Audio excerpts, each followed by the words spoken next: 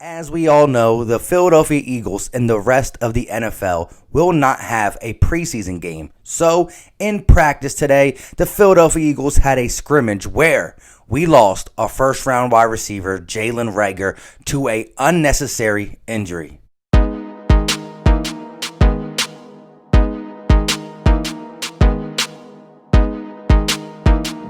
What is going on, everybody? I go by Philly Mike, and this is the Philly Talk Podcast. If you are new to the channel and love talking Philly sports every single day, go right ahead and hit that subscribe button and make sure you turn on post notifications so you guys know when I go live or drop some content. Now, if you were upset when you first found out that Jalen Reagor got hurt in scrimmage today, but calmed down a little bit once we got the MRI results back, smash that like button. With all that being said, let's talk about this injury and how it impacts the Philadelphia Eagles. So the Philadelphia Eagles get the test results back from Jalen Reagor's MRI, and we found out that he has a dislocated shoulder and a partial tear, but it does not require surgery. So Jalen Reagor will miss 3 to 4 weeks starting today. I've seen people on Twitter talking about, wow, we're going to miss him for 4 weeks into the season. No, it's starting today. We got 2 weeks before we play any football. So the first 2 out of the 4 weeks he's going to miss, there's no football games. And there's a chance he can even be back by the 3rd week, which would bring him back into the 2nd game in the season. And worst case scenario, he comes back against the Cincinnati Bengals on the 3rd game of the season. However, I want to talk about how this impacts the 53-man roster and what are you going to do for week 1 and week 2 when it comes to receiver. We got some guys who are on the bubble, Deontay Burnett, Messiah Bailey, and some other guys who are making a case to make this team. And I'm not sure if they were going to make it, but now this injury to Jalen Reagor, maybe we have to keep another body. We all know how bad we were at the wide receiver position last year. So if I'm the Philadelphia Eagles, I definitely will hold at least 7 wide receivers because look what we were at last year. There's no way we can put ourselves in that same situation. So get the 7 receivers, and now you have to have a guy who's going to play the first 2 weeks, maybe not start, but be there in case of depth.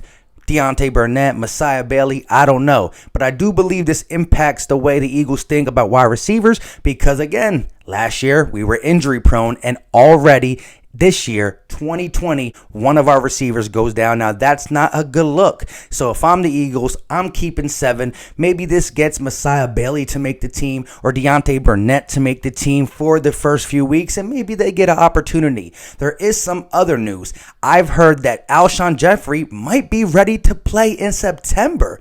Now, you know where I fall on Alshon Jeffery. I believe if he can get back to fully healthy Alshon, he can contribute on this team and get some looks from the NFL for trade bait after the 2020 season. However, I want him to come back when he's fully healthy. So if he's pushing to get back in September, especially now because we're down another receiver, this, that, and the third, I don't want him to rush back. If he comes back in September and he's good, well, by all means, let's go. Because I do believe he could contribute in this wide receiver core. We need a solid possession guy with all this speed. I know J.J. Arcega-Whiteside's supposed to be it. We got Zach Ertz and Dallas Goedert who can be our possession guys, but Alshon would contribute to this team. Now, I think Deontay Burnett is making a case to not get cut. He's having one of the best camps, but we know him not to be a stud receiver. He's been a journeyman, a practice squad on our team, practice squad on the Jets. So 1 or 2 good camps. I don't know if that's going to impress enough to get on,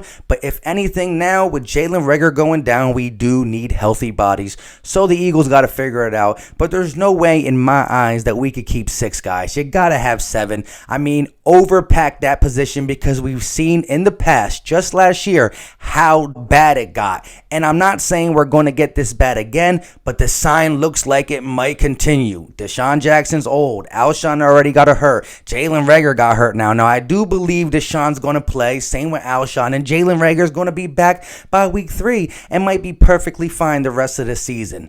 But if you've seen this trend going, why would you not get as many wide receivers as you can? You can snip cuts on the tight end, maybe on the defensive line, maybe at linebacker. I mean, there's other places you can cut it down a little bit, but there's no reason why we don't keep 7 receivers. With all that being said, that's all I got for you today. We talked about a lot of different things in Battle Birds podcast today. Like I said, shout out to you guys who came through and watched. We didn't have the results then, but we know now. He should miss 1 or 2 games of the season. That's it. But we cannot, I repeat, not keep going at this rate by losing this guy and that guy and this guy and that guy. This needs to stop. Let's go 2020 season, 2 weeks into the season. I better not hear of no more injuries for the next 2 weeks. That's all I can say. With that being said, let me know your thoughts in the comment section about Jalen Reagor's injury.